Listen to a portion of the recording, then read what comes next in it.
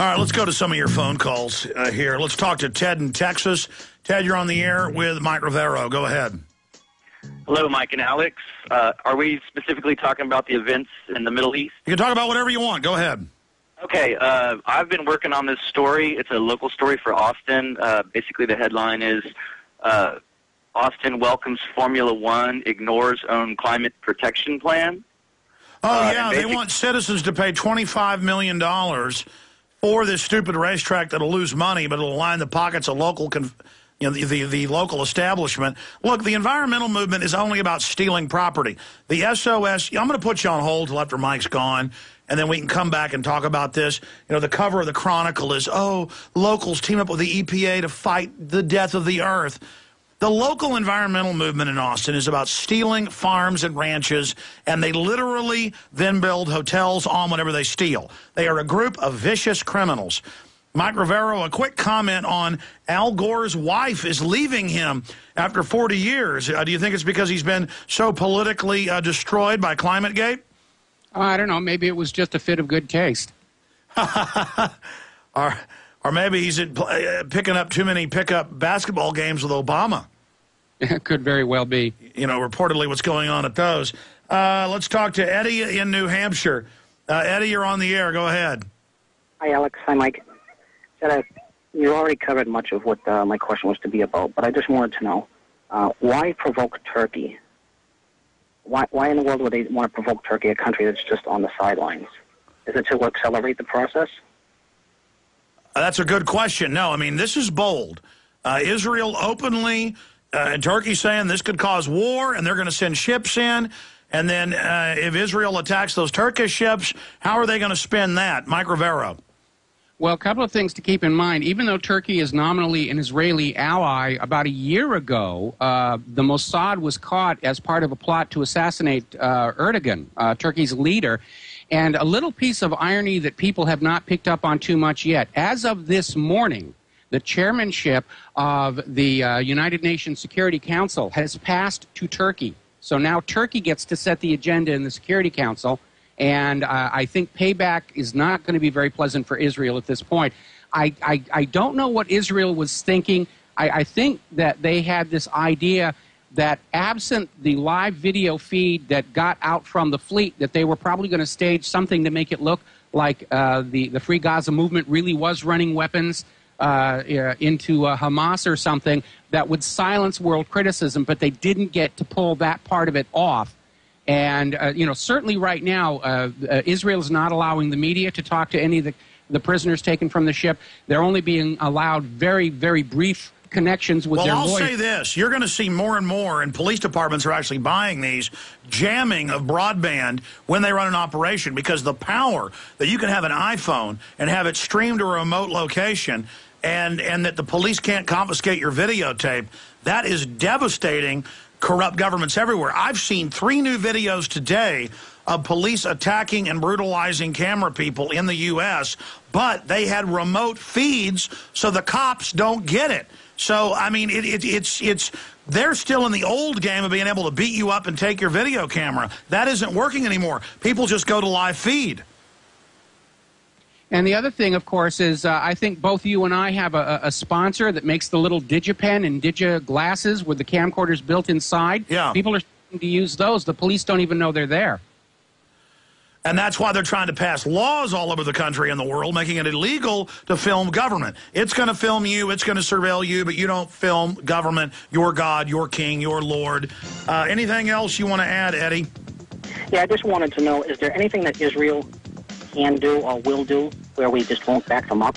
I mean, is there a line that they'll cross that the United States will just say enough, or is it like no matter what? No, the United States says they're going to back a premeditated first strike with nuclear weapons on Tehran. And so you're talking at least hundreds of thousands dead, and if Iran fights back in any way, it will be called terrorism. You will be nuked, you will die and love it. Okay, I got a big news blitz coming up and more of your phone calls after Mike leaves us here in about 5 minutes. But I got a bunch of other news I want to hit on, not just the convoy situation, but look, I wouldn't be reporting on it that much if, ships are getting boarded all the time, going into countries' waters. This was international waters. I wouldn't even be covering it that much if you just had 20 people killed, which is a bad thing, but it's not as big as some of the things happening in the world. But this has the potential to lead to a full-bore war. And so you can really see world events are accelerating into a quickening right now. Let's go ahead and talk to Josh in California. You're on the air with our guest, Mike Rivero. Go ahead. Hey, Alex. Hey, Mike. So listen, I want to actually ask you guys something. I received an email from a pastor of mine that actually does missionary work in Jerusalem and Gaza. And he sent this out last night. He was saying, do you mind if I read a couple points real quickly from it? Go ahead. So I'd like both your takes on it. He was saying that even after the blockade has begun, ships had routinely followed protocol and docked in Israel. Ports such as Ashdod and their cargo had been carried to land into Gaza without a problem. He said that the captain of all 6 ships were notified that they would not be allowed to break the blockade. And he said of the 6 ships that were boarded, only one chose to ambush the boarding IDF personnel. And then he says the ship which the conflict took place had 600 passengers on it, and 8 ships usually loaded to the brim with supplies. This one didn't. So I don't know. And he's also saying that the attempt to break the blockade was timed perfectly for the Netanyahu and the Abbas to meet with President Obama to discuss direct talks regarding the state solution. So I wanted to find out what your take is on it. I know this is him coming from Jerusalem, but I'd like to find out what you guys think about that. Mike Rivero, comments? Well, first of all, Israel's claims that the aid would have been offloaded and taken into Gaza is a little bit weak because the particular supplies, construction supplies and so forth, have been blocked from Gaza by Israel for the last 4 years. If you remember, not too long ago, Israel made a big publicity thing about they were going to allow some aid into Gaza from Egypt. But the reality was that Israel kept the food supplies on pallets in the sun for so long that by the time they were allowed through the checkpoints, they had basically rotted and were no longer usable. So Israel wants to try and look good to the rest of the world. I mean, part of their propaganda is they're going around saying there are no shortages in Gaza, and yet we've had Senator John Kerry over there saying, yes, these people, Israel's treating Gaza worse than the Nazis treated the Warsaw Ghetto. So Israel's claims that they would gladly ferry aid into Gaza, they haven't done it yet in any other than token situations and token volumes. And so the reason the Free Gaza organization continues to send these ships, and by the way, a year ago, Israel grabbed the Spirit and threw Cynthia McKinney in prison for a while. So this has been their behavior all along.